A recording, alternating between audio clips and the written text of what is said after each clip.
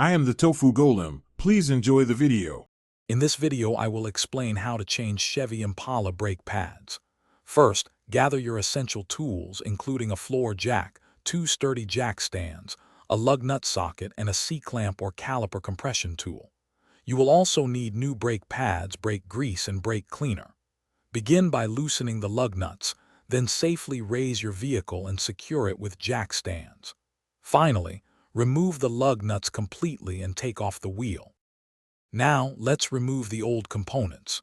Locate and remove the 2 caliper bolts, often 14 mm, from the back of the caliper.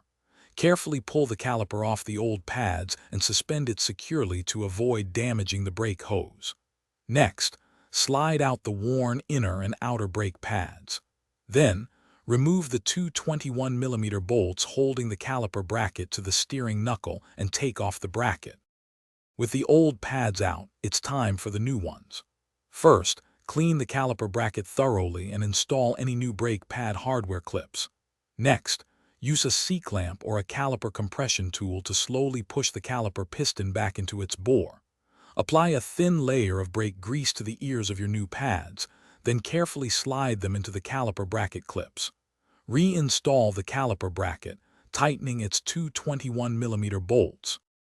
For the final steps, carefully lower the caliper over the new pads and reinstall the 2 14 mm caliper bolts, torquing them to 26 foot-pounds. Mount the wheel back onto the hub, hand tightening the lug nuts.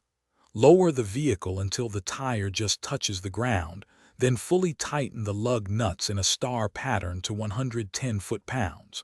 Before driving, start the engine and pump the brake pedal several times until it feels firm to restore hydraulic pressure. Thanks for watching. Consider subscribing if we helped you today.